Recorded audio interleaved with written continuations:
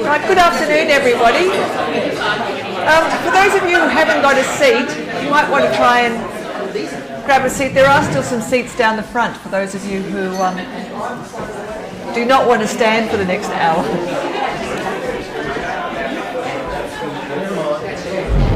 Terrific, terrific. Thank you all for making your way here this afternoon. We did have a late change with venue, so I'm delighted that you all found your way. More people finding their way. Hello, come in. Come in, find a seat. There's some at the front here. So we did have a change of venue, so thank you all for finding your way to the right place. I think I know most of you in the room. For those of you who don't know me, I'm Judith Isherwood and I am the General Manager of DMR Tourism, and I'm hoping that you know most of our team that are here. Melissa O'Shea-Taylor, who's up the back. If you've got any questions about anything, Melissa will know the answer to the questions. Kerry Clark, who's our Business Development Manager, who I know is known to many of you, and is known very well to many of you, and also Miles Bennett, who's our Digital Manager, who is actually our Technical Manager tonight, because as we did with the last industry briefing back in December, we're live streaming this on Facebook, because we know, being such a large geographic region and being so difficult to find a time of day and a day of the week that suits every operator in the region is impossible. We're going to be live streaming again, and we had really good response to the live streaming last time. So if you don't want to be seen, if he starts to turn the camera around, just duck. We're also going to allow for, if there are any people watching on Facebook who want to ask questions, if they email them through, we'll try and pick those up at the end of the session as well. So that's just a little bit of housekeeping. The next thing is, yes, this is the third of the industry briefings that we've done this financial year. And what's really, oh Helen, there are some seats somewhere. There. And what's been really pleasing with these is that with each one of these briefings that we've done, we're seeing increased turnout to the briefings, and people are coming from far and wide across the region, but also we're seeing people who, and there are some of you here tonight, who don't engage with us on a regular basis. So I'm hoping that the information that we're putting out through these briefings and the opportunity to meet and network with your peers in the region is really becoming more and more valued as we do these. I did say to the team when we started doing these 8 months ago, look, we're just going to do them, and if no one turns up, we'll still stand there and do them, because we know that with word of mouth, and as I said, given how busy people are, we think that we will be able to build more and more people coming to these. So in a few years' time, we'll need a massive space to be doing these. So, Kerry, you're going to be my flicker? Okay, so just a special thanks to Ian and the perfect timing, Ian. You walked in perfect timing then. At the Grande Hotel, it's a fantastic space. We love this venue, this building. So thank you to Ian for taking us at relatively short notice. Thanks, Kerry. So when we've done the last of these, look, we've started with some facts and figures about what's going on in the region, but there is so much going on at a state level in the visitor economy that when you drill it down actually affects every single operator in the state, that I thought it would be useful to start with a bigger picture of what's going on at the state level. Back in July last year, some of you might recall that the state government released the visitor economy strategy, and that's very much set the agenda for government since then, and will continue to do so. There is an enormous amount of focus on the visitor economy. So the facts that support that, and you can see these up there, the visitor economy to Victoria contributes $23.4 billion to the gross state product. It represents 7% of total employment in the state. And 56% of Victoria's tourism employment is in regional Victoria, which is a really high figure. The visitor economy contributes 3 times more employment to Victoria to Melbourne. So we know there's a lot of tourism activity in Melbourne, but its importance in regional Victoria is way beyond Melbourne. And this last fact was, Visit Victoria gave me this fact, that tourism's contribution to the Australian economy is now higher than coal. I think when they put that fact in, that was before Scott Morrison brought out the love for coal in Canberra. But that is an important point to remember. Thanks, Kerry. So that's the kind of state picture. And when you drill that down then into what does it mean across the regions? So there are 11 tourism regions, jigsaw puzzle, for those of you who just remember that, in the state, plus Melbourne. So with Melbourne, there are 12. So across the 11 regional tourism regions, the visitor economy is most important in two by a huge amount. And they are Phillip Island, and for any of you who've been to Phillip Island, you know how small it is and how limited the general economy is there. And then Daylesford and Macdedon Ranges is the second one that is most dependent on the visitor economy. So for our region, 34% of the gross regional product comes from tourism, 34%. And 25.5%, nearly 26% of employment relates to the visitor economy. They are extraordinary figures, particularly when you look at how it compares with some of the other regions, Great Ocean Road, the Murray and so on. So really important to us. In terms of the economic contribution, in the most recent numbers, $423 million is generated in this region from the visitor economy. Now, the reason why I wanted to touch on the importance of the visitor economy for the state and within the region is that one of the roles that we have as a board, but we're also wanting to do in concert with all of our stakeholders, which includes industry and others, is to ensure that everybody that's involved in any aspect of what we do and are interested in any aspect of the economy of this region understand this. So you'll all be aware that we've recently been through council elections. We have, across the 6 local councils that are represented in this tourism region, there are a significant number of new councillors. So part of our role is to make sure that new councillors understand, yes, that there are immediate local issues, community issues that they're focused on, but don't take your eye off the ball of the visitor economy, because it's so important to maintaining a healthy economy in this broader region.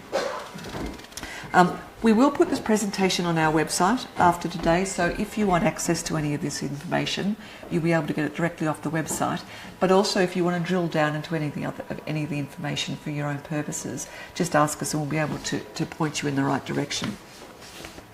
So, the visitor economy is really important to our day-to-day economic health. The visitor economy strategy that was published last year outlines 9 priorities for the whole of government for how they're going to continue to grow the visitor economy, with their goal of increasing it by, I think it's about $14 billion over a 10-year period to $36.5 billion in yield by 2025. So there are a number of these priorities, 9 of these priorities, which you can read up there. I won't run through them all, but the ones that are highlighted in blue: improved branding and marketing, maximising the benefits of events, improved experiences for visitors from Asia, and more effective coordination. They're the 4 specific priorities that are the responsibility of the new Visit Victoria, the body that's replaced Tourism Victoria. So you can see that there are then other priorities which are being dealt with by other parts of government. And for those other parts of government, we're primarily talking about Regional Development Victoria. So when I first started with this organisation some 3 years back, the only relationship we had as a tourism board was with Tourism Victoria. But now there's pretty much an equal relationship with both Visit Victoria, but also with Regional Development Victoria because of these other aspects. So the next slide then looks at, within Visit Victoria, which is the marketing arm of the tourism sector for state government, they have a number of strategic priorities. But their vision, their goal for the state is to become Australia's #1 destination and a tourism destination and events destination. So they've got a dual approach to this. Hence the new construct of Visit Victoria is both the old tourism, the old marketing aspects of Tourism Victoria, but also what was the Victorian Major Events Company, as well as the Convention Bureau. So you can see up there they have 6 priorities. very much focused on Melbourne, and I'm sure you've heard us talk about that over the last few months, over a year, since they started the Wonder Vic campaign, which has been all about trying to get a message into Melburnians, travel into regional Victoria, because we've seen over time Melburnians are happy to jump on planes and go to Hobart, to Mona, or go to Sydney, or go overseas. We actually want them to consider for short trips moving into regional Victoria, so big focus on Melbourne. To really push out into the digital and online space, to really address the decline in interstate visitation, to be the first choice for short breaks, as I said, to amplify the major events contribution. We know from the Melbourne experience that events and major events, huge tourism drivers. So we want to ensure that gets maintained within Melbourne, but also that the emphasis on events can start to shift into regional Victoria, and I'll touch on that a bit more in a minute. Okay, that'll finish with those. Thanks, Kerry. So then, in terms of the one part of that which is of particular interest to us as a tourism region, particularly because we're just on that magical 1 hour drive time from Melbourne. In terms of the intrastate actions that state government's been very focused on, particularly in the last 6 months, it's about re-engaging with Melburnians and getting them to, motivating them to want to explore what's outside of the urban area around Melbourne. To inspire them to travel during shoulder and off-peak periods. Quite frankly, it's easy to get people down to the Great Ocean Road in summer. It's easy to get people down to the Mornington Peninsula in summer. You talk to the Regional Tourism Board down there, their strategy is how do we stop people coming because we're full in summer. But for the other 3 seasons of the year, they've got real challenges. For us, our challenge is not so much seasonality. When we look at our visitor numbers across this region, they're fairly even throughout the year. Traditionally, the quieter time here was Jan-Feb, but I don't know what your all individual experiences have been like in the last couple of years, but we haven't really seen the dip here in visitation in Jan-Feb that we've seen in previous years. So we're beginning to see a real levelling out of our visitation across the year. However, we know that we're absolutely chock-a-block on the weekends. It's the midweek that's the challenge. So each region will have a slightly different challenge, and that midweek visitation is the one that we're very much focused on. So we'll be working in partnership with Visit Victoria to look at how we can address that as they'll be looking at these challenges across the state. They are obsessively focused, Visit Victoria is obsessively focused on trying to differentiate each region from each other. The last thing they want is 11 regions saying, we do all things for everyone. We're all great at food and wine, and we're all great at cycling, and we're all great at this, and we're all great at that. Because in a crowded marketplace, the regions won't get cut through. So they're really pushing each region to get very, very focused on, yes, you might have all of those activities, but what's your single brand promise? What's the one thing that you can say, come and visit us because we do this really well, and we do all these other things as well. They're also very much focused on regional infrastructure. So Visit Victoria works very, very closely with Regional Development Victoria on the kind of investment that's being made into regional Victoria to help get to that $36.5 billion in yield. And of course the Regional Tourism Boards are very much part of that dialogue.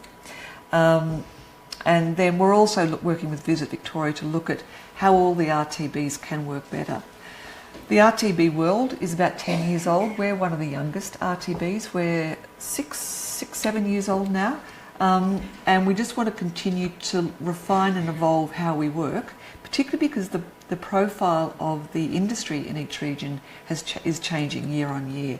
We're seeing a huge number of new people come into this region and start up businesses. We're seeing businesses that have been well established evolving in different directions. So it's never a fixed picture. And just as industry is changing, equally the RTBs are changing and need to change. So when Visit Victoria talks about how it's going to get from where it is now in terms of yield to where it needs to be to grow that $14 billion in expenditure, they're focused on 3 things: increasing visitor numbers, increasing visitor nights, and increasing the spend per night. It's pretty straightforward. There's no magic there. But what they're increasingly focusing on is that every region in the state, regardless of how big or small its industry is, and some regions have got much bigger, more cashed up operators than others. Phillip Island is tiny, the Murray is huge, and we're somewhere in between. But they recognise that the reality of marketing and promoting a destination requires millions and millions of dollars to be spent on it. We've talked previously before that one of the reasons why this region is so well placed in terms of its visitation is that it benefited from the $9 million that was spent with the campaign work that was done by state government to promote Daylesford. So that really got Daylesford on the map, and the rest of the region is now beginning to benefit from that magnet that Daylesford's become. But to think that an entity like a regional tourism board can spend millions and millions of dollars promoting a region is not realistic, and it's not going to happen. So state government's seeing that, in fact, they're the ones with the deep pockets. They'd like deeper pockets, but they have deeper pockets than we do, and the other regions do. So their emphasis, which is not to say that they'll do it solely, but their focus is going to be on getting visitor numbers up, whether that's through the work they do on the international front, on the national front, particularly on the eastern seaboard, or even getting Melburnians to travel. It's all that emphasis on their job is really about visitor numbers. What they're saying is within each region, your job is then, once we've got people travelling to this area, how are all of us going to get them to spend more time here, stay longer, spend more money? So that's the thing that we'll be focusing on very much in the next year or so, and planning in partnership with all of you and our other stakeholders like local government. How can we tackle those two things if we've got the support of state government to take on a responsibility to get more people travelling to this area? Thanks, Carrie. So one of the things that they've focused on, which I know you're all aware of, is the Wander Vic campaign, which launched in February last year. So it actually predated the launch of the visit economy strategy. But needless to say, state government has been focused for some considerable time on how do we get Melburnians to travel further afield. 85% of our visitors to this region come from Melbourne. So if we can get a 1 or 2% increase, they're big numbers. So state government, Visit Vic have put together a short video clip just to give you an update on where the Wander Vic campaign is and a sense of how successful it's been to date. The Wander Victoria campaign is now in its second year. Our journey started trying to re-engage Melburnians with regional Victoria. As the campaign continues, a funny thing is happening. Life is beginning to imitate art. There's a shift in the way Victorians, particularly Melburnians, feel about regional Victoria. After you. Beautiful. Extra syllables. A multi-syllable vista. There's growing desire to visit. They're talking about it more on social media. Our web traffic has increased, and research shows that they remember our campaign and like it. And as their perceptions improve, their behaviour is beginning to change too. In the year ending June 2016, there was a healthy 6.8% increase in intrastate overnight visitors, and a similar increase in their spending. A great result, considering intrastate visitation had been in steady long-term decline. We ran a cooperative campaign with Stays, which led to almost 13,000 bookings and rapid year-on-year growth of an incredible 36%. Not bad for a campaign about taking it slow. So, what's next? The Wander Victoria campaign will continue.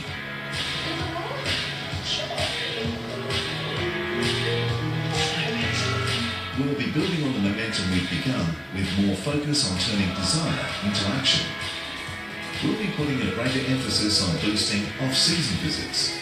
And each season we'll be highlighting destinations, events, festivals and places to eat, drink and stay. With all the data we've been collecting, we'll be able to tailor our messages better than ever before. We'll reach our audience through an integrated calendar of activity across bought, owned and earned media. And our always-on approach across TV, cinema, digital and SEM will continue. In social, we'll be increasing targeted user data acquisition and sophisticated audience profiling to deliver. It wasn't me. So that was very near the end anyway. I'll just let Kerry have a little nervous breakdown over there. That's okay, we'll go to that one because that was near the end. So the last bit was really about this notion that rather than do the broad brush stroke, which they did in the first 12 months of the campaign, they're now going to look at a seasonal approach. So over the Jan-Feb period, the focus was very much on the beach, on Mornington Peninsula, on Great Ocean Road and so on. The next period, which is the beginning of autumn, their emphasis is going to be on nature-based experiences, and they're focusing on Grampians, and I think the high country's in there as well. The next piece after that will be about winter experiences, and I think that's where we can start to really connect in and be a focal point for the campaign, which is not to say that we don't have something to sell in Jan-Feb and Feb-March, but it's about trying to give a focal point to the campaign work rather than, as I said before, try and sell the whole state to everyone all the time. So we're working very closely with Visit Vic at the moment as they plan their campaign for the winter period. I think we're really well placed for the winter period. We know it's a period that people love to come here anyway, despite it being cold and wet. That's okay. The only other region that's going to have a focal point during that winter period will be the high country. No surprises there because it's the Alpine region. But I think our offer is very, very different to the high country. And equally, they're a good 3 to 4 hours away from Melbourne, and we're still the short break for Melbourne. So I think we can very much become the winter destination for Melburnians during that time. So once we have a bit more detail on what that will look like, and where there will be opportunities for individual operators to be part of that campaign work, we'll come back to you. But I would think that will probably be the end of March before we've got to focus on that. But the good news is the Wander Vic campaign has actually had cut through. When they initially launched the campaign, it was prior to Visit Vic being established, and I think there was some concern within the old Tourism Vic that there may not be an ongoing financial commitment to the campaign. They'd always envisaged that it would need at least a 3-year go, but to really have impact. And the good thing is this government and the new Visit Vic have made an absolute commitment that this will be a rolling campaign for a minimum of 3 years. They've invested a lot in it to date with the content that they've developed. So I think it's incumbent on all of us to really make sure that we make the most of the campaign work as it rolls out. So this that I put up here is, in some ways, it's picking up what Visit Vic was saying about each region needing to be very specific about what it's got to offer the Melbourne marketplace, rather than saying you do all things for all people. So they put the challenge back to each region to say what is that kind of singular attribute that we want to promote. And I know I've talked about this in previous briefings, but we were the first region to go back to government and say we know what our singular brand offer is. We don't have to go away and think about it. We are the wellness region. And that was wholeheartedly endorsed by state government and by all of our stakeholders in the region, because it just seems to resonate with what we do and what we have on offer in this region, regardless of where you are in the region. And the success that we've had by having that kind of clarity of focus is beginning to pay dividends for the region, which I'll come to. Other regions are struggling to come up with that singular proposition. The 3 that are up here, including ourselves, are the ones that have got most clarity, but there are some real struggles going in many regions to identify what is their single proposition. So I think in chaos there's opportunity. So I think the more clear we can be and the more we can push forward with that singular positioning, that will start to put us at the head of the pack. Because it is a relatively competitive world in the world of regional tourism boards. So, Kerry, if you go to the next slide then. So what does that mean in terms of the wellness region? It's about being focused on positioning ourselves as a region that delivers an authentic and diverse collection of physically, cultural and spiritually nourishing experiences. So it is not just about sitting in a spa, having a massage, it's anything and everything. So in a way we've been a bit cheeky with state government. They said, try and not say you do all things for all people. What's your single proposition? Well, we've come up with a concept that allows us to actually put anything that we have under it. And that could change as each year goes by. So I think it's one that it will have longevity, this positioning as the wellness region. So the initial products, the current products that we have across the region, which fit beautifully with that concept, are things like the spa and wellbeing offer, the nature-based experiences, food and wine, arts and culture, and so on.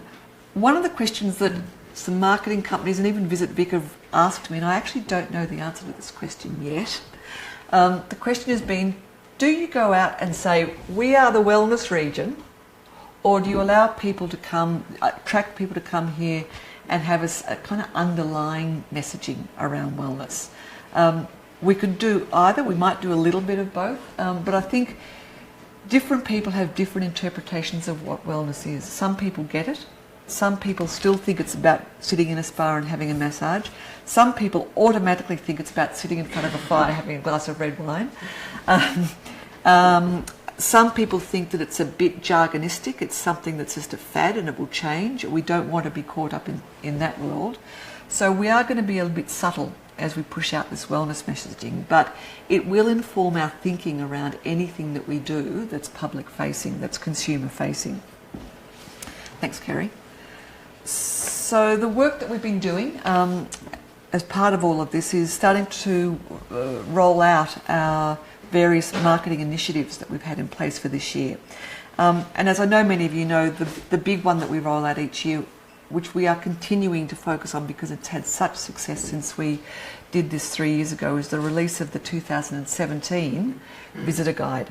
They're actually being released this coming Friday, so you'll start to see them turning up at your doorstep and in businesses as you travel around the region from next week. But we put a lot of work into, again, with the imagery and some of and with the editorial, just to get this sense of this is a place that you come to kind of discover yourself or rediscover yourself. I think there was one phrase we used which was escape civilization but in a civilized way, which I really like. So the visitor guide, whilst they contain very similar information each year, we've tried to make sure that each one is slightly different, so that they have this sense of, well, let's get the latest one. But as I'm sure many of you know, what we're finding with visitors is that they are picking them up, but they're not just picking them up, having a quick flick through and throwing them away. They're picking them up and they're keeping them, and they're using them as a reference point. So just referring back to an earlier slide when I said Visit Victoria's focus is on get the numbers here. Our job with all of you is how do we get them to stay longer and spend more? The visitor guide has been designed very much in that vein. It's about dispersal of people through the region. So we cover off every part of the region. And it's about, well, if you thought you might like that, have a think about this, because here are some other easy things that you can try. And if you like it, you can come back and have more.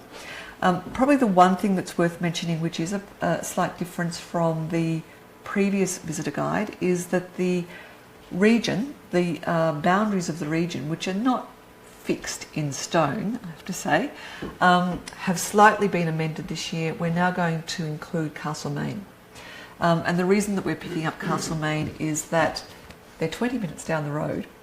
Many of our visitors here actually think that Castlemaine is part of this region, and certainly in terms of the visitor offer, there is a lot of synergy between this region and Castlemaine. So we've had some operators from Castlemaine who have been really keen to be part of us. So we've just extended the line to take in Castlemaine, and I think that's a really positive sign that they're seeing that engagement with this region, connecting with this region, can benefit all. And it's allowing us to have some quite interesting conversations with Mount Alexander Shire, who again are just over the way. Thanks, Kerry. The next one, which is a new one for us this year, is the delivery of the production of 3 inserts that are going into Melbourne's Weekly Review, which is a free colour magazine that gets distributed right throughout Melbourne. We're going into specific postcodes that we know have our demographic, and each of those inserts is being distributed to 250,000 homes. So huge distribution. And we've done 3 because there's a lot to cover, but we just want to give people a taste. So the first one is about the whole region, and that came out last week. The next one is about Daylesford and surrounds, and then the third one will be around Macdedon Ranges and surrounds. This has been Kerry's baby, so full marks to Kerry for carrying this one and delivering it. Do you want to say anything about the response that we've had to date since the first ones went out? Look, I actually did think about it this time last year at this meeting. That's where it sort of came from. In fact, it was someone who asked a question or made a comment in one of these meetings. It was Gary from Baringo. I don't know if you guys know him from New Gisborne, beautiful operation out there. And he said the visitor guide carries one of the best tourism documents I've ever seen, ever, in my life. How do we get it into the letterbox of everybody in Melbourne? And so that... We did the numbers on that, and that was cost prohibitive, wasn't it? Yeah. So I sort of started working on that, and then after going through many different, looking at how other people all around the world were doing it, I came up with this idea. And I guess it was just a matter of getting you guys on board to see who was interested, and then really focusing on putting some fabulous editorial, great branding, and we've just had great responses. Like, really good responses. We're running a competition. The first one's only been out a week, and we're running a competition in there which is not available anywhere else other than in that publication. You can't find it online. And we have, within the first week, by Friday we had over 1,000 people already go into the competition. So it's not online. You actually have to go. So we're really quite pleased with that, and we're really excited about the next one going out a week after next. Yeah.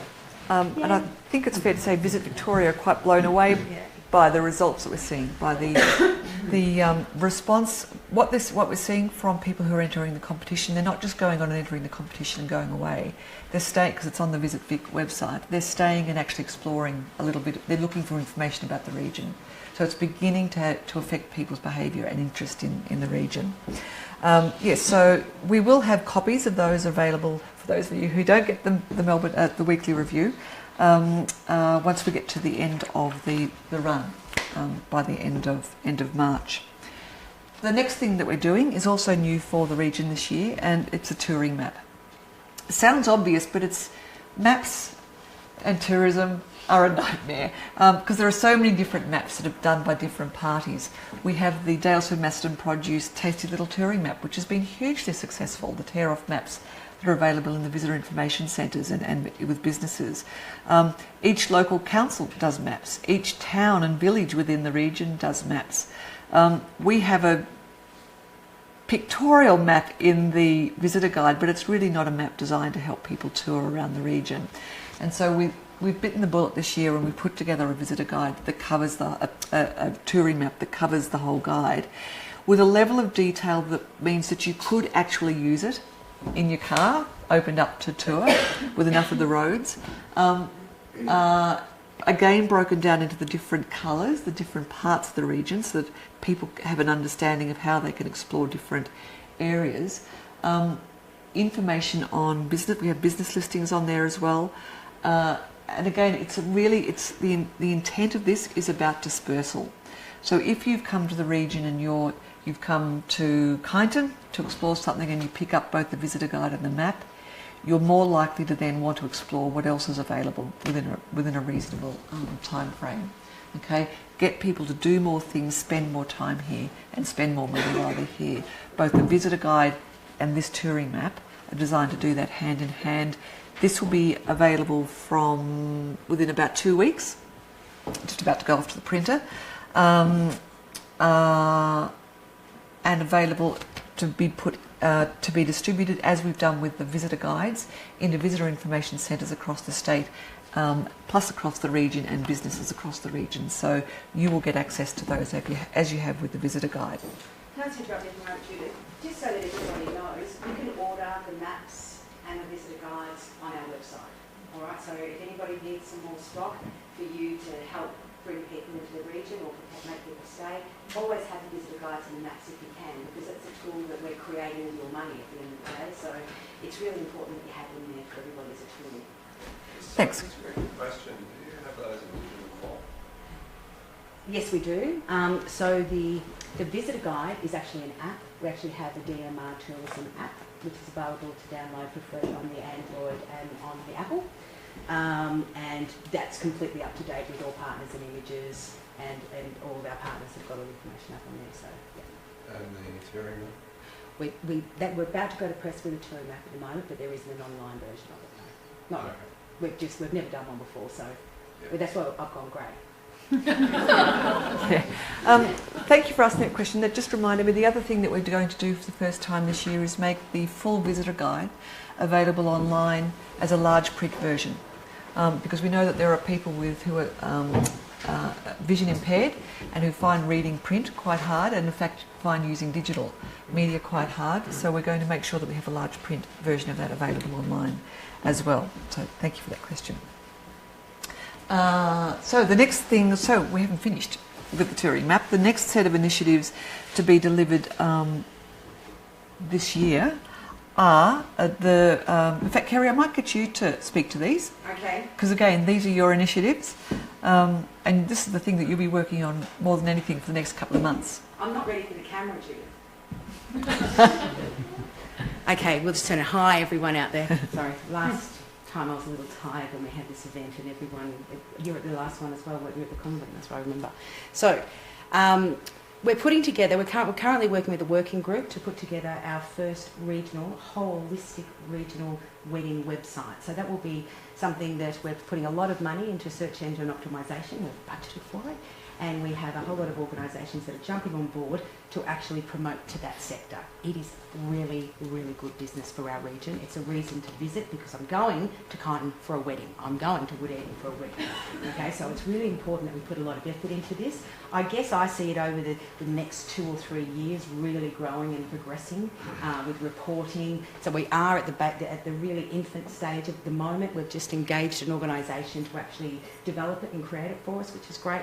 So that's a project that we will complete by the end of this financial year.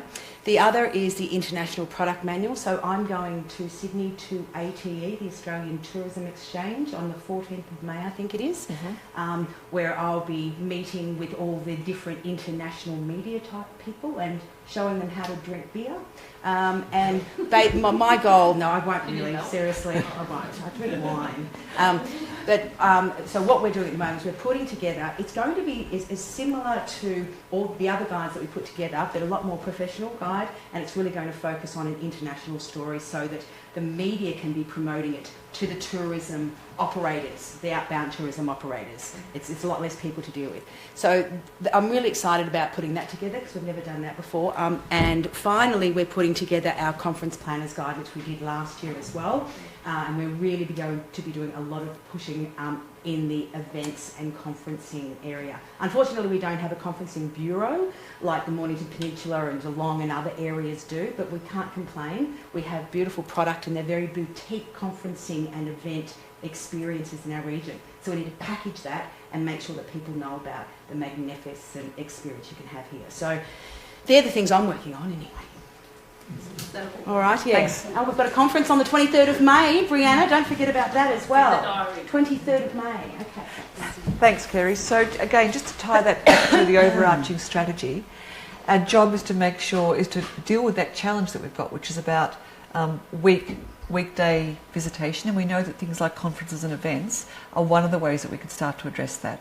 So we're trying to tackle all of those issues and opportunities that we've seen through that suite of marketing activity, and we're just about to kick off the planning process for next year to plan what our delivery marketing initiatives will be for next year. Thanks, Kerry.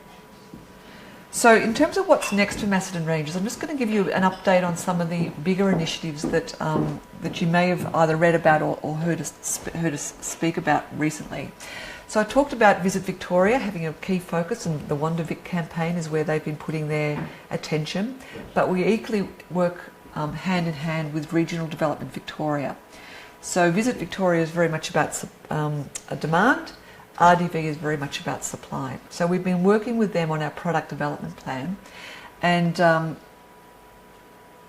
encouraging them, where money's been available, to fund some of the work that is required to get some of the initiatives off the ground that were identified in the product development plan. So within the infrastructure fund, there were three feasibility projects that were funded. The first was a feasibility to look at the potential for a new health and wellness retreat somewhere in the Daylesford and surrounds area. The idea of what has been called, working title only, Opera on the Lake feasibility project, which was very much in response to the insight that in this tourism region, despite the huge number of creative individuals who live and work here, we have no large publicly funded gallery or performing arts centre, and we are the only tourism region in the state that doesn't have that. So there's an interest in what kind of cultural infrastructure we might be able to achieve out of that project. And then the third was the Mineral Springs Tourism Master Plan, which is a huge piece of work that will probably take a good 12 months to land, and we're just deferring it into the next financial year at the moment to kick that off. But again, it's in recognition that this region has a unique asset with the mineral water springs that we have here, and that not enough has been made of them for a very long time as a tourism draw card. So the state of play for those, the new Health and Wellness Retreat feasibility project, the consultants have started. They started last week. They'll deliver their report by the end of March. It will essentially be a prospectus for investors, but it's very much looking at what is the market potential for a new retreat of that sort, and how do we attract the kind of investment that's required to enable something like that to be developed here. The Opera on the Lake feasibility project is really the first stage, which is the piece that was done and completed by the end of December and delivered to government, was very much about concept testing. When we first engaged the consultants and said we wanted to explore what this might be, we kept referring to it as a thing, because we weren't quite sure whether it would be a temporary bit of infrastructure. Was it just about a 2-week opera festival? Was it about a piece of cultural infrastructure that could benefit a much broader area and across the full 12 months of the year? And out of that concept testing, we got a very clear picture that the potential with this concept is for a piece of cultural infrastructure that is permanent, that is based in Daylesford but has the potential to push out economic benefit to the whole region. It could really be a draw card for the whole region. So we've got through concept testing point, and we're now selling it into government, because it's a big idea, to see what capacity there is to take it to the next stage, and the next stage after that, and the next stage after that, before you get to, and now could you give us the money to build it? So there's quite a long process that we need to go through just to socialise the idea, get people comfortable with what it is, and then really get an understanding of what potential is. And we keep referring to the Mona effect. For any of you who've been to Mona and Hobart, you know when that first started, I think they planned, I actually had a conversation down there with someone right back 10 years ago when it started. They planned for 10,000 people a year to visit. They're now getting 1 million people a year visiting. So we know that if you build the right kind of cultural thing, that we can attract huge numbers. The third one, as I said, the Mineral Springs Tourism Master Plan, we're deferring kicking that one off until next financial year, just because it is such a huge and complex piece of work, because it involves many landowners, it involves local government, it involves multiple state government departments, and we want to make sure we focus on the tourism piece, not on the kind of hygiene issues that sit around Mineral Springs reserves. Do the pumps work? Is there car parking? All those kind of bricks, those nuts and bolts things, yes, they're important, but we need a bigger picture around what's the tourism potential with those. The next one we've been working very closely with state government on is looking at this potential of the events calendar to grow in this region. We don't have a large population base in this tourism region. We don't have a Shepparton or a Geelong or a Ballarat or a Bendigo, albeit that they sit right on our borders. And so for us to have a major festival that attracts hundreds of thousands of people is never going to be realistic. But for a region like this, an event that can attract 20,000, 30,000 people over a weekend, from an economic impact, is huge.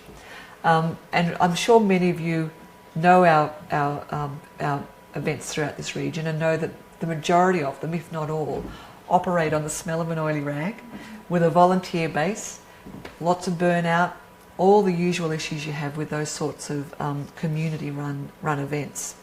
And if we're going to have some significant events in this region, we need some of those events to get significant money. So we've worked very, very closely with what we call our Tier 1 festivals. They are festivals that align very closely with the wellness branding of the region and have already demonstrated their ability to attract numbers to the region. And out of that work that we've done, 3 festivals have now got increased funding. For any of you who've just picked up The Advocate this week, you'll see the announcement that Chill Out, who I think have been traditionally getting about $10,000, $5,000? Not very much. $10,000 a year from government, has just had a commitment of $50,000 a year for 3 years to grow its audience base. And that's very much about getting them onto a stable footing so that they can then attract sponsorship and others, which will put them into a much more sustainable position going forward. So that was great news for Chile, and we're really thrilled with that one. Lost Trades is the next one that's got increased funding. I'm not sure if the funding has been announced, but it's a big amount. I better not preempt the Minister. That's funding for this year, and that's equally about growing its capacity to attract audiences, but it's also to assist the Lost Trades organisers to develop a long-term business plan so that, again, it becomes sustainable, not just year to year, but it can start taking a long-term view of how it can grow and develop. And then Clunes Booktown has equally been a beneficiary from both Creative Victoria as well as the Regional Events Fund to help grow its program, grow its audiences, and therefore become more sustainable. They're the 3 that we've had most focus on, but we're also working closely with a number of other festivals and events in the region to get them access to the new Regional Events Fund that's been set up. When it was set up and announced back in July last year, I think there was a grave concern in this region that the big population bases, the Geelongs, the Ballarats, the Bendigos and so on, who have got events that can attract big numbers, and at the end of the day it is a numbers game for regional events, for the Regional Events Fund. We're going to take the lion's share of that funding, and that smaller events like those that happen here wouldn't be successful. The fact that we've got the funding for those 3, I think, shows that we've been able to make sure that we get the right response, but equally we need to make sure that other events that perhaps aren't bringing in the numbers that these are, but still have huge potential to become significant events for this region, are successful. So we're working with the Wood End Winter Arts Festival has had funding through the Regional Events Fund. We're working with some new events coming into the region, a cycling event coming into Daylesford at the end of the year.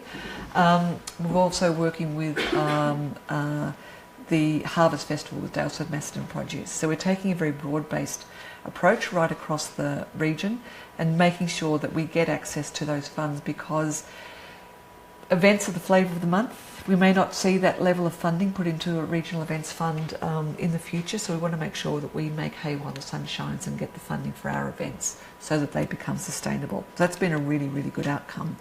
And we'll start to see that money will start to be spent, and we'll start to see the impact of that from this year's Chill Out, which is just around the corner. I'm not doing it anymore, but I'm so proud of them. I keep looking at you because So you are Madam Chill Out. I was there starting, helping. Yeah. So no, it's great So news for the committee. Yeah. So the Wellness Festival. Sorry, I skipped over the Wellness Festival. So out of that Regional Events Fund, which was to fund events, we said to state government, well, do you know what, that's all very well, but what about new events? It's so hard to get new events off the ground. And we think that a major festival in this region that has impact right across the region could deliver great brand, it could really strengthen our brand positioning, but it could also help drive visitation, not just for the festival itself, but then hopefully throughout the year. So we pitched in the idea of developing a wellness festival, working title only. We won't call it a wellness festival. And blow me down, they gave us $50,000 to engage some consultants to develop a business case for that. The consultants started last week. They were in region for 3 days and consulted intensively over those 3 days with a wide range of individuals. Some of you are here in the room, and with the DMR board and with our Destination Management Forum just to get a real sense of what is the potential for it. What should it cover? Should it be narrowly focused on spa and massage, or should it have the broad-based interpretation that we've taken for the region? I'm pleased to say they've taken the broad-based view of the world. I think one of the underlying messages that came through all of that consultation is whatever it is and whatever it looks like, it's not about putting up a marquee and selling tickets for 100,000 people to come along to an event, because that wouldn't feel right for our region. It has to feel authentic for this region.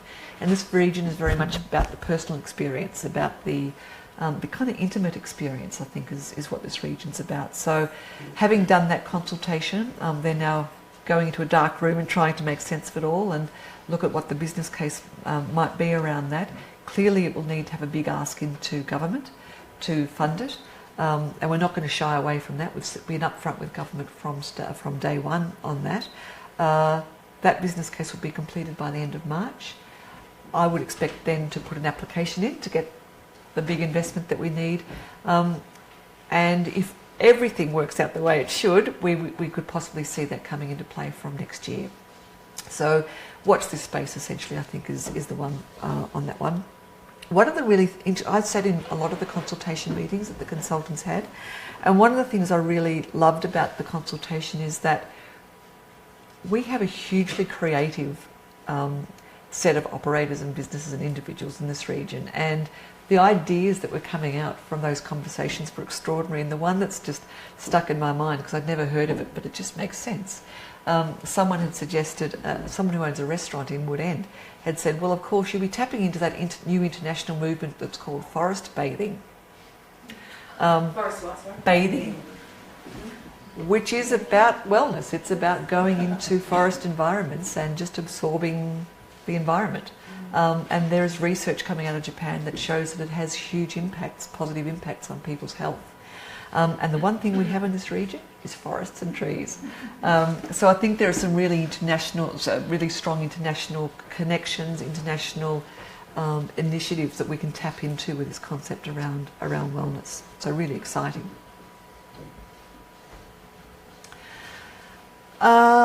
Also, so we've got to deliver all of those projects before the end of the financial year. And the next thing that we need to do before the end of the financial year is work closely with all of you and people right across the region on this year's Tourism Awards. It feels like we've just finished last year's Tourism Awards. And in fact, one of our winners at last year's State Awards, Creswick Woolloomooloo, is up for as in the national awards, because it was Creswick Woolloomooloo won the Gold Award for visitor attraction in the States. So they are flying up to Darwin for the awards on Friday, and we've got fingers and toes crossed that they do well at the national awards. It was a great submission, so I'm really pleased that they made it to Darwin. So the awards this year, the 2017 awards, will be launched in late March, early April, date yet to be determined. They're run by VTIC, the Victorian Industry Tourism Council, on behalf of state government. And this year we're really pleased to have heard that the submission process can be done completely online. For any of you who've done it previously, it has been a really clunky process, time-consuming process, not only to do the submissions but to actually put it together in the format that's required and then deliver it. So it has been streamlined this year, which we're really pleased about. We know that there are categories. There are a huge number of categories in the awards, but there are certain categories that this region's got significant strengths in. New tourism businesses, self-contained accommodation, tourism attractions and so on. So Kerry will be on the phone and on the road really encouraging businesses from right across the region to consider going into the awards this year. I think those that have been in it, regardless of whether they've won or not, have told us that it's been great business development for their businesses. It's really allowed them to work on their business as well as in their business. So don't just take our word for it. Perhaps if you are interested, talk to other businesses and individuals that have gone in the awards. And we would hope that we see new entrants go in this year as we did as we have the last couple of years. As we did last year, we will be running a workshop. I've been a judge in the past, so I've got some insights into how the judging process works for all its positives and minuses. So we can give you some of the inside running on what is the best way to approach preparing a submission. If you have any questions about the awards, and there will be a lot more information that comes out once we get to the launch date, then Kerry is your person. Give Kerry a ring. Thanks, Kerry. This looks like a lot of words. I'm going to just give you the highlights of the next couple of slides. These industry briefings are part of a new approach that we've done this year to engaging with the visitor economy, businesses and people working and interested in the visitor economy right across the region. There are about 2,000 businesses in this region that are associated with the visitor economy in one way, shape or form. It's impossible for our small team to have one-on-one meetings with every one of those 2,000 businesses throughout the year. We wouldn't get any work done. So we've put 3 new mechanisms in place to improve the quality of the communication. The industry engagement piece there is primarily based around these industry briefings, but we also have a tourism conference that we do each year, and that will be the 4th industry briefing that we'll do this year. We also have in place the local government forum. As I said earlier, we have 6 local councils represented in this tourism region, 5 of whom are actively engaged in the tourism space. So that was a means of bringing together all of the players from each of those councils to share information, to work strategically and collectively on the visitor economy in this region. And then the other one is the Destination Management Forum, and we have some members here in the room today, which is about industry representation, a group of representatives from industry that we can engage with and have a deep engagement with on a regular basis to look at strategic matters affecting the visitor economy. So the Destination Management Forum, which is 11 individuals and myself, has had two meetings since it started at the beginning of the financial year, and the second meeting was held most recently on the 6th of Feb in this very room. The great thing about that last meeting that we had was that Peter Bingaman, who's the relatively new chief exec for Visitor Victoria, came to meet with the forum and talk with the forum, and gave us had a very open approach to really sharing his thinking, his planning, his kind of strategic direction for where he wants to take Visit Victoria. Left us with a lot of information which I think we will be taking on board. One of the bits of feedback we gave to him was that whilst it's great to hear about what state government's doing in the visitor economy anywhere, and not just in this state and not just in this region, local government is a really important part of an important stakeholder. So we'd like to see more recognition being given by state government of the important partnership role that local government makes. But gave us great, I think, confidence that there is a desire by state government to do everything that it can to grow visitation and to grow the visitor economy in all areas outside of Melbourne, but particularly in those regions that are within that 1 to 2 hour drive time from Melbourne, of which, of course, we're one. Can I ask a question? Of course you can. So, were local councils directly involved in this forum, or...? The local council is involved in the local government forum. Industry representation is involved in the Destination Management Forum. Okay? Does that make sense? Just my concern would be that I'm not sure that my local council understands how important tourism is, because... Just hold that thought for 5 seconds and I'll come to that. The final thing I'll say about the Destination Management Forum is that group, those individuals, are very keen to be involved in strategic direction setting for the region. So we will be involving them with the board in business planning for the next 12 months. So that's great that they've kind of stepped up and they're really keen to be involved at that level in the region. So the Local Government Forum, let me touch on this one. So the Local Government Forum was the second meeting held on the 2nd of Feb. The meeting before this, we had 4 councils turn up, and this one we had 5, which I was really pleased about. Hepburn, Hume, Macedon Ranges, Moorabool and Mitchell. Plus we have RDV, Regional Development Victoria, representation at that meeting because their engagement with local council is very, very close. And just to make things really complicated in our region, we cover 2 RDV regions.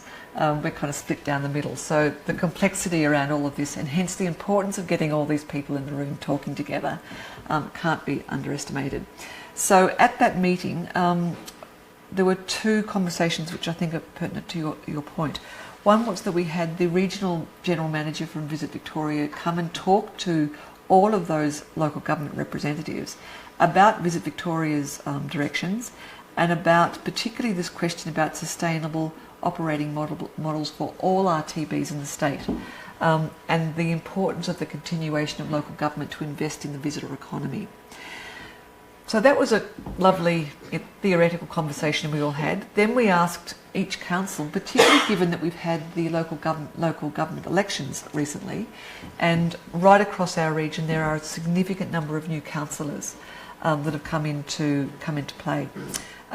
We asked each council to outline what each council's views were about the importance of tourism and about the need to continue to invest in the visitor economy, particularly when I referenced that first slide about the value of the visitor economy in this region. More than a third of the economy is dependent on the visitor economy. And I won't go through each council individually, but I think the general picture that we had was that it is a struggle to get new councillors to really appreciate the importance of the visitor economy. That's not peculiar to this area. I think it's a broad challenge. Many people who are distanced from the tourism industry, from the visitor economy, think, well, it's just a whole bunch of private businesses. Why do we need government intervention to support tourism? But we know that tourism is quite a complex piece, and there needs to be a number of stakeholders all working hand in hand to make a visitor economy really sing. So one of the outcomes of that meeting was that each council, so these were essentially council officers that were at these meetings, was asked DMR and state government if we could have meetings with both mayors and with chief execs and other staff or councillors as may needs be, to actually talk to them about the importance of the visitor economy, to actually talk about the importance of tourism, to get them to understand, not just from a regional perspective, but for their local government area, just how dependent the economy is on tourism. So I think there are some challenges. I think it's a never-ending challenge. I think local council elections come and go, and each new set of people that come in, we have to go back to square one.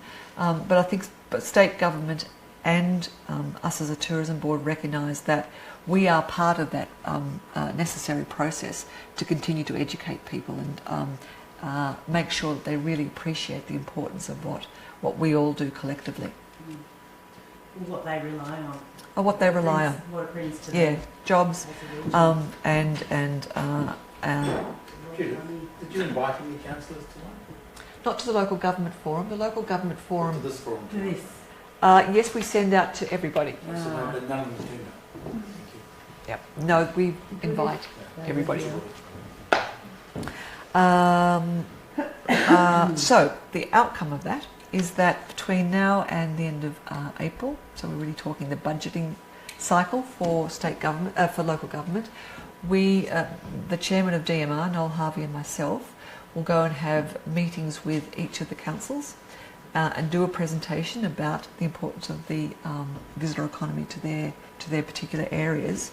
And in addition, we're going to seek to get the Chief Exec of Visit Victoria and the Chief Exec of Regional Development Victoria to have a collective meeting with as many councillors who want to come and Chief Execs from each council, so that there is both the one-on-one meeting, but with those high-level representation from government departments, a more holistic view and discussion about the importance of the visitor economy.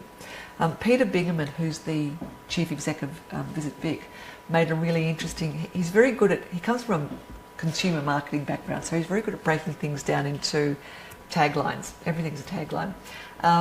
And the way he describes it, the way he communicates to stakeholders like local government is every single local government said to us in this region that jobs is their number one priority. Jobs growth, jobs growth, jobs growth. If 1 in 3 jobs in this region are dependent on the visitor economy, well, in fact, tourism is your job solution, local government. So it kind of ignore it at your peril. You can't say that you're after jobs, growing jobs, and ignore the question about the visitor economy. So as I said, it's an ongoing process. I don't think we can ever really let up on that, particularly and I am somewhat sympathetic to local government given rate capping and other pressures on their financial position, but this is a really important part of maintaining an economically viable local government area. And that will be the core message that we're conveying. So just perhaps I don't know what the process is after these meetings, but maybe if there's a minute that goes to attendees and non-attendees, it could be noted that the participants who represent over a third of the gross region product were disappointed that not one representative of any council was here. We could certainly put that into, we'll probably be a little bit more subtle. We do have some headburn people here. Oh, is there somebody else?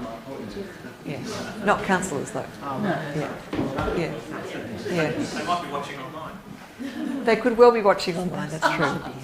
But we will make sure that the message is conveyed in an appropriate way.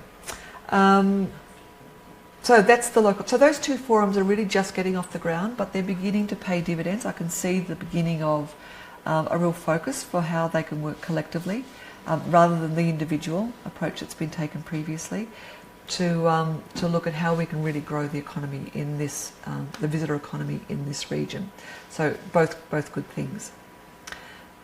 Final slide is just a couple of dates for your diaries.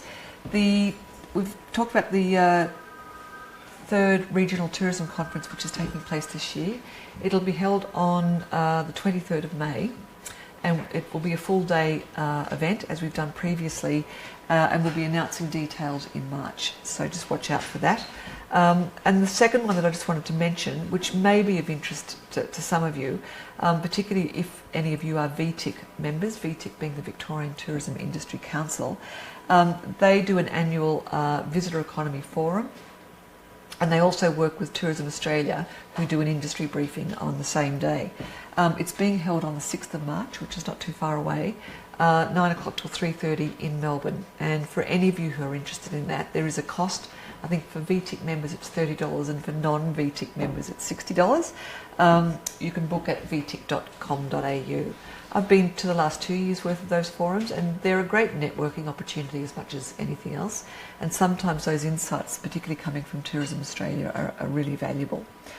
So both dates worth putting in your diary. Oh, thank you. And any questions? I know we had a few questions during the presentation.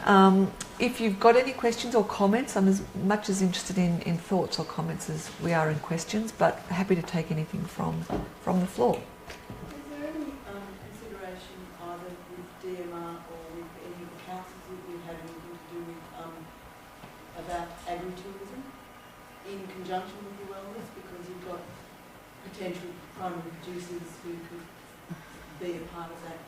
Yes, so I talked about the wellness positioning being very much an umbrella, and there are a number of aspects that come under that, including agritourism, including food and wine activities.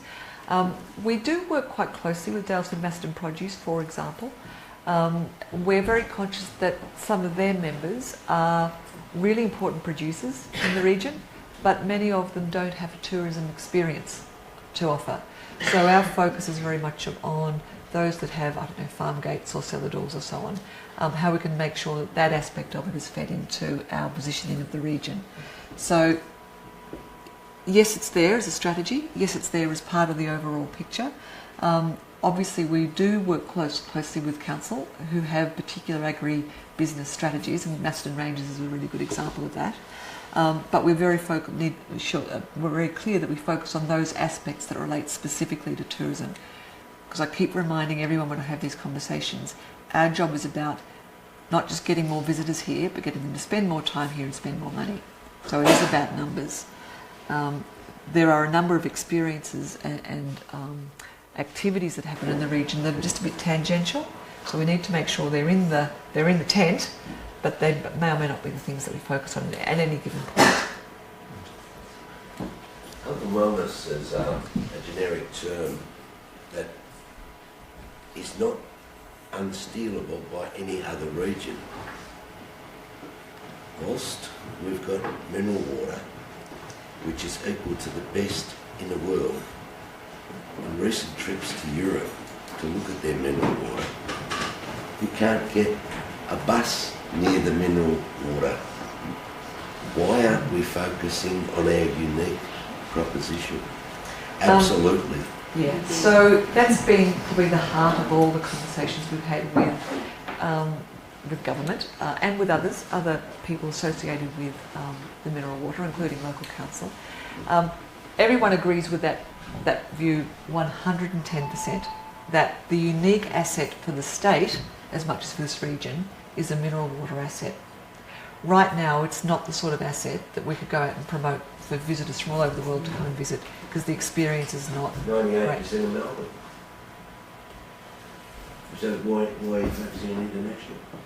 No, what I'm saying is, if I was to say to anybody, come and have a great experience at our mineral springs, it is not a great experience. We have bucket loads of consumer research that tells us that. They look terrible. They look the pubs don't work. Down the lake there, our best asset is sitting idle and looking like I wouldn't use the lake if you drank it. What we've recognised is we actually need to do something about that, because it is an asset that we need to absolutely own and make the most of, and hence the investment in the mineral springs infrastructure the tourism master plan. I'd like some information on that moving forward and what the target is. It might take 5 years. Oh, yes, it may well. And this is all on Crown land, is that correct? Council control? It's on a mixture of land. There are a mixture of land. There's some private ownership, there's Crown ownership, and there's a local government ownership. Yeah. Well, for 30 years, as tourism has been flourishing, this area is stalled. Absolutely. Who's responsible? In private enterprise or governments or a combination of both? I would say all of the above. Well, what are you doing with it? Well, you've got to do it now, not in another 30 years' time. So, whatever happens around the minerals, so I'll just focus on the mineral springs, because that's a bigger conversation than I can answer in 5 minutes. With the mineral springs, there's been a lack of investment and a lack of focus on the mineral springs for a long time, long time. The good news is we've got government to acknowledge that. They've also acknowledged that if they get it right, that it will be a significant tourism driver for the region and for the state. This is as much about being a leader in the state visitation as it is about the regional visitation. They will not invest, it needs investment. They will not invest until we've done the master planning work. The good news is we've got the money to do the master planning work. So we're not going to turn it around overnight. Yeah, but it's very interesting. Governments don't solve problems, they create problems.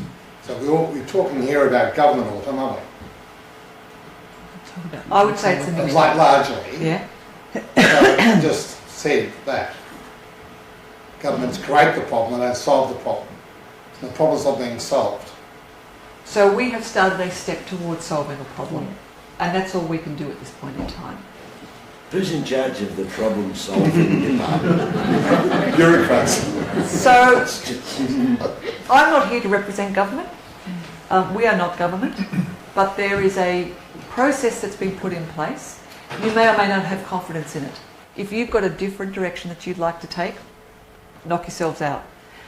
We're doing what we can within the resources that we've got. There is a lot of competition within state government for available public money. We've put up a good case to put a focus on the mineral springs, and we've got a really good hearing and we've got a response. Now we need to do something with it, but it's a long-standing problem. It's a complex problem, which is partly why I think it's become a problem, and it's not going to have an easy solution to it. And whatever the solution is going to require significant investment. Significant investment will not be made unless there's a good plan behind it, and we need to do the plan. I can talk on Mineral Springs from my side. I'm an ecotourism operator and I do tours of the Mineral Springs. The problem I have one of the government areas is Parks Victoria. They don't put money into this region because they've got other regions which have got higher priority for money to update the springs or anything. A good example is Deep Spring. That's been down for a long time. The pump house down there, and I've contacted them all the time to update it. Another one is spring down at Lionsville. That fell over, or a tree fell on it, and it takes a long time for Parks Victoria to fix anything.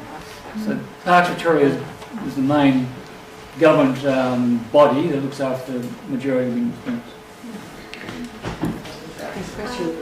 Judith Priest from Clayton. One of the last weekend in the Australian, there was a lift out on Melbourne. I don't know who saw it, but next year, as part of the Melbourne Food and Wine Festival, they have the Melbourne has got the international awards for the best restaurants of the world. Yeah. And coming to Melbourne. No, it's 2018. This year. Sure. Are we involved in anything, or has any work been done to bring people to the region? Yeah, look, we work with a number of partners, including Melbourne Food and Wine, where we're able to. Their goal is to bring people to Melbourne, so it's actually quite difficult to work specifically to say get them to Melbourne and then get them to travel out. The good thing is we do have stakeholders in this region who have got the relationships to be able to work closely. So my understanding is that through DMP and ALA, that some of those chefs are coming out to the region. Yes, because the article actually started out with the chefs actually foraging for food and then eating in a local regional area and having a massive line. Actually, that's how the story started. Yeah. So that connection has been made, and that will be happening here. Thank you. But yes, thank you, it is this year. I was just wondering, I was going back to the wellness festival, given that the Daylesford shows perhaps needs a bit of something, could the wellness festival and Daylesford show be combined together this year? Possibly, we need to define, so part of the work of the business case is to define what the wellness festival could be. Then we'll be identifying what are some of the partnerships that we can develop, and there will be other events like the show. Yep. Just wondering if anything's been said to state government about improving or basically putting in place something that has been virtually non-existent here, which is public transportation. You've got a large socio-economic group in Melbourne now who are deciding they don't need cars to live their lives. Yep. So that basically makes us too far away for them to want to come and visit. Yeah. Not Carlton. We've got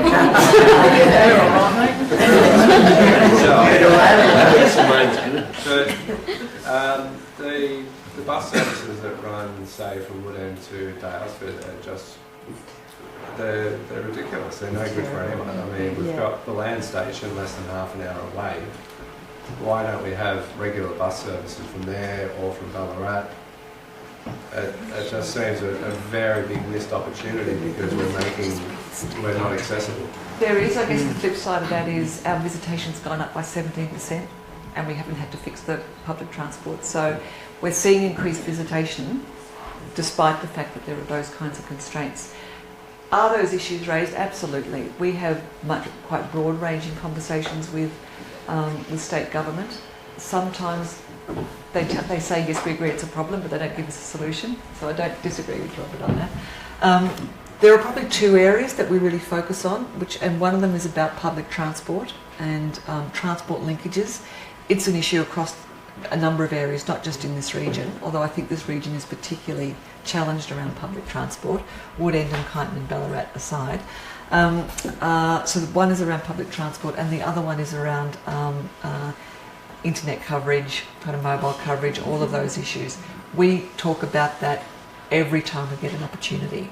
The state tells us they want to take a state approach to resolving that. Again, it needs a massive investment, and as we know with governments around the world, they're all constrained by what they can spend their money on, and they need to prioritise. Those issues are on the radar, they're on the table.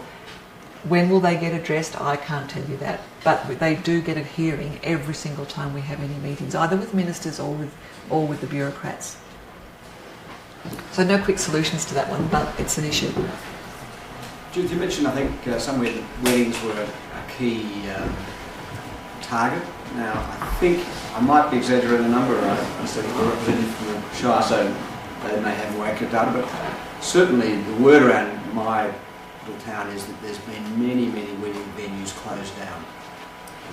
And I spoke to a local businessman in Pipe Street the other day. He said one of them was closed. His business reduced 20% overnight.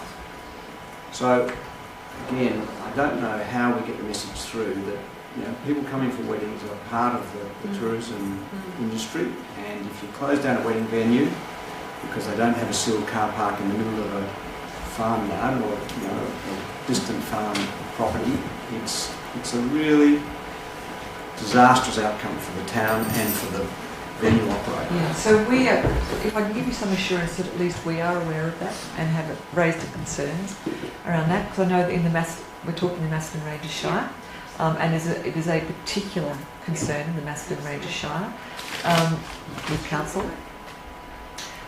As a tourism board, we cannot go in and influence those decisions. So it's part of that broader dialogue that we need to have, and we are having with both council officers and with council staff. And Helen, I know you and your group are really aware of this issue, Helen representing Tourism Macdedon Ranges, because it does have an impact. We're aware of venues that have had to close down. We're aware of big wedding events that have not happened because of those constraints that are imposed by council. So again, it's not going to be easy to change that overnight, but it's part of this educating about the importance of the visitor economy, and things like weddings and ceremonies are a really important part of that. Could you elaborate what you're saying, what Council's doing? Could you elaborate that, please? What, on the constraints that they're imposing? Yes, elaborate more, please. So I'm not going to be able to talk in huge detail. No, I just didn't quite understand why. So within the Macdedon Ranges Shire area, there are certain businesses, there are certain locations, venues, that have wanted to do large events and have had constraints put on them and been advised they can't do them because of the planning permits required. And it's particular to Macdedon Ranges. It is. And that's why we find it really extremely frustrating, because Mount Alexander take an entirely different view. And it's just the officers, and I know you were talking about educating the councillors. We don't find the problem the councillors, it's the officers in Macdedon Ranges that are the major issue to constraining tourism development in our area. Yeah. And the 2011 tourism strategic plan that was accepted by council in 2011, the key impediment to tourism was planning. Yeah. And that's 2011. Here we are, 2017. I'm trying to get a business up and running. I've been told, write out a cheque for $150,000 to the council. It's extraordinary. It's still political, and I would suggest that people who have issues do talk to the new councils who won't be aware of this, so that they can become aware of it, because they actually direct policy and can determine what happens within the framework and the officers' decisions by directing. I don't want to sound glib, but I think the stronger the voice that's raising concerns about these issues, because at the end of the day, it's an economic argument. Yes, it is. Those events, those weddings, they bring economic value to that shire. So constraining venues and locations' abilities to deliver those has a bottom line impact and They immediate. take a particular role on the number of people that you can have at any venue. And I can't remember the word. Can you remember, Helen? It's well, it's what sits under. It depends on what zoning different businesses are in. So rural conservation zone is the one where we're having the most problems, and we've actually lobbied at state level now. And from this latest documentation, and from speaking to the local state member, Marianne, who says she absolutely recognises it's an issue, and it is about that zoning and how we can actually work with it. So I'm certainly working with her to get the political outcome at state government level. So I would argue it is not what you want to hear, but it is an issue that is particular to the Macdedon Ranges. We're not seeing that across the rest of the tourism region. So we're very much in our role making sure that we're expressing our concern at the constraints that it's causing and the damage it's causing to the economy, to both officers and to councillors. Yep. I was just going to ask, like, is there a higher authority that you can take these cases to and say that this very small council here is basically getting way too big for their boots, being uncooperative, to the point where they're actually costing the state money because of these events that don't take place? Well, it's probably not costing this, off the top of my head, it's probably not costing the state money, because if they're not going to do an event there, a wedding there, they'll go and do it somewhere else in the Yeah, state. but they may also downsize their event. They to may go somewhere well. else. So Planning is a local big government potential loss there. responsibility. Planning is a local government responsibility. There is a limitation to how much we as a tourism board can influence and get involved in it. Where it's appropriate to be raised at a higher level, that's done. Okay. But state government is not going to impose on local government. This really needs to be addressed within the Macdedon Ranges Shire. Well, it is actually. They can sack a council. No, but at the latest level, where the planning minister just made that's true. an announcement, and it was particularly at that event that we had that conversation about the fact that state government recognises it's an issue, and Macdedon Ranges and they're trying to work with us on how we might change that. So it's still a conversation. It's an ongoing conversation. I think we're getting a bit closer, because it was said so often at a recent state level that we've been lobbying. Thank you, Helen. Thank you for filling that in. Have we got any questions online? No. Okay. Look, if you do have other thoughts and other questions after this meeting, by all means get in touch with us. As I said, this presentation will be available online from Monday. So you've got access to this information. We do have other data that sits behind some of the facts and stats that we've put up. So either myself or Kerry, or in fact any of us here, are able to help you. But I really appreciate you coming. Encourage other people that you know who may want to come to our next briefings, because or watch them online once we get them up on the website, because there is information in here that I think is important for everyone to be aware of. I think my final comment is that there is a lot happening in the state from a visitor economy point of view. Just trying to keep a handle on how it's all working and how it's evolving is a full-time job. Visit Victoria is only 7 months old. It's going to take them at least a year to really get bedded down. The relationship between Visit Victoria and Regional Development Victoria is a brand new relationship. That's still bedding down. So I think where we can, particularly at this early stage in their evolution, while we can feed in suggestions and proposals and so on, we're finding that we're getting a good hearing. So we're more than happy to take any of your concerns and feed them through. We may not always get an immediate response, we may not even get the response that you want, but we can at least be the conduit to help get that information in front of the right people. So thank you all for coming. Thank you all for coming to the Grande Hotel and finding us here. And hopefully we'll see you at the next event, which is the tourism conference. Lovely, thank you.